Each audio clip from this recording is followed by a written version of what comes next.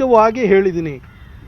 ಇದನ್ನು ಸೆಕ್ಯುಲರಿಸಮ್ ಪರಿಧಿ ಒಳಗಡೆ ತೆಗೆದುಕೊಂಡು 100ಕ್ಕೆ 100ರಷ್ಟು ಹಿಂದೂ ಸಂಪ್ರದಾಯದ ಪ್ರಕಾರವಾಗಿ ನಡೆಯುವಂಥ ದಸರಾಕ್ಕೆ ಕನ್ನಡಾಂಬೆಯನ್ನು ಭುವನೇಶ್ವರಿಯಾಗಿ ಒಪ್ಪದ ಬಾನು ಮುಸ್ತಾಕು ಚಾಮುಂಡೇಶ್ವರಿಯನ್ನು ನಾಡದೇವತೆಯಾಗಿ ಒಪ್ತಾರ ಅನ್ನೋ ಪ್ರಶ್ನೆ ಇಟ್ಟುಕೊಂಡು ನಾನು ಕೋರ್ಟನ್ನು ಅಪ್ರೋಚ್ ಮಾಡಿದ್ದೆ.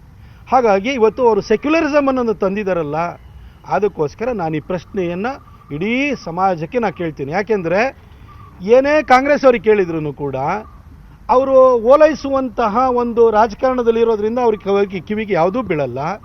ಹಾಗೆ ಮಾತೆತ್ತಿರ ನಿಸಾರ್ ಅಹಮದ್ ಅಂತೇಳಿ ನಿಸಾರ್ ಅಹಮದ್ ಅವ್ರ ಬಗ್ಗೆ ಸ್ಪಷ್ಟನೆ ಕೊಟ್ಟಿದ್ರು ಕೂಡ ಕಾಂಗ್ರೆಸ್ಸಿನ ಮುಖ್ಯಮಂತ್ರಿಯವರ ಆದಿಯಾಗಿ ಅವರಲ್ಲಿರುವಂಥ ಸಚಿವ ಸಂಪುಟದ ಬಹಳಷ್ಟು ಸಚಿವರು ಇರ್ಬೋದು, ಶಾಸಕರು ಇರ್ಬೋದು, ಸರಸ್ವತಿಯ ಶಾಪಪುತ್ರರ ಥರನೇ ಪ್ರತಿಕ್ರಿಯಿಸ್ತಾ ಇರ್ತಾರೆ. ಹಾಗಾಗಿ ನಾನು ನಾಗರಿಕ ಸಮಾಜದ ಅವಗಾಹನೆಗೆ ಇದನ್ನು ಬಿಟ್ಬಿಟ್ಟಿದ್ದೀನಿ. ಇಲ್ಲ, ವಿಶ್ವಾಸಾರ್ಹತೆ ಬಗ್ಗೆ ಪ್ರಶ್ನೆ ಮಾಡಿಲ್ಲ.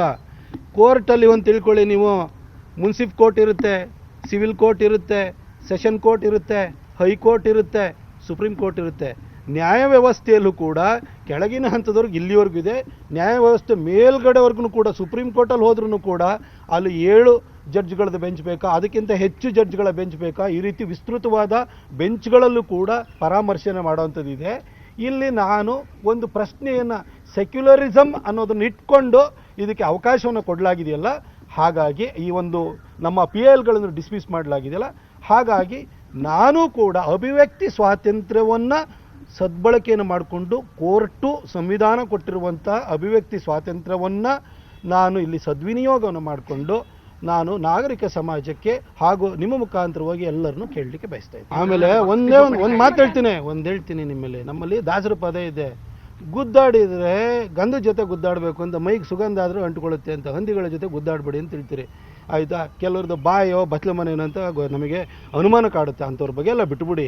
ಈಗ ನಿಮ್ಮ ಚಾನಲಲ್ಲೇ ನೆನ್ನೆ ಒಬ್ಬರು ಒಂದು ಪ್ರಶ್ನೆ ಕೇಳಿದ್ದಕ್ಕೋಸ್ಕರ ಎಲ್ಲರನ್ನೂ ಅಪ್ಪ ಅವ್ರ ಅಪ್ಪಂದ ಇವ್ರ ಅಪ್ಪಂದ ಅಂತ ಹೇಳಿದ್ರು. ಕೊನೆಗೆ ಫೈನಾನ್ಸ್ ಡಿಪಾರ್ಟ್ಮೆಂಟಲ್ಲಿ ನಮ್ಮ ಮಾವ ಇದ್ದಾನ ಅಂತ ಕೇಳಿದ್ರು. ನಮ್ಮ ಮಾವ ಇಲ್ಲ ಅಂದಮೇಲೆ ಭರವಸೆ ಯಾಕೆ ಕೊಟ್ಟೆ ಅಂತ ಒಬ್ಬ ಅಲ್ಲಿ ಪತ್ರಕರ್ತರೇ ಕೇಳಿದ ಪ್ರಶ್ನೆ ಅವನಿಗೆ ಉತ್ತರ ಇಲ್ಲ. ಈ ಥರ ಕೂಗುಮಾರಿಗಳದೆಲ್ಲ ವಿಚಾರ ಬಿಡಿ. ಚರ್ಚೆಗೆ ಇವತ್ತಲ್ಲ, ನಾನು ಅವತ್ತು ಹೇಳಿದ್ದೀನಿ, ಸಂತೋಷ್ ಲಾಡ್ ಅವ್ರಿಗೂ ಹೇಳಿದ್ದೀನಿ, ಪ್ರಿಯಾಂಕಾ ಖರ್ಗೆ ಅವ್ರಿಗೆ ಹೇಳಿದ್ದೀನಿ, ಅಥವಾ ಕಾಂಗ್ರೆಸ್ನವ್ರು, ನೀವು ಒಂದು ಟೀಮ್ ಕಟ್ಕೊಂಬನ್ನಿ, ನಾವು ಒಬ್ಬನೇ ಬರ್ತೀನಿ, ಎಲ್ಲ ವಿಚಾರದ ಬಗ್ಗೆ ಚರ್ಚೆ ಮಾಡೋಣ. ಆಗ ಆ ಡಿಬೇಟ್ನಲ್ಲಿ ನಾನೆಲ್ಲ ಉತ್ತರವನ್ನು ಕೊಡ್ತೀನಿ. ನಾನು ರೆಡಿ ಇದ್ದೀನಿ, ನೀವು ಯಾವ ಥರ ಕರೀರಿ ಸರ್. ನಿಮ್ಮನ್ನು ಸೋಷಿಯಲ್ ಮೀಡಿಯಾದಲ್ಲಿ ಏನೇನು ಕರೀತಾರೆ ಅಂತ ಒಂದ್ಸರಿ ಕಾಮೆಂಟ್ಸ್ ತೆಗೆದು ನೋಡಿ.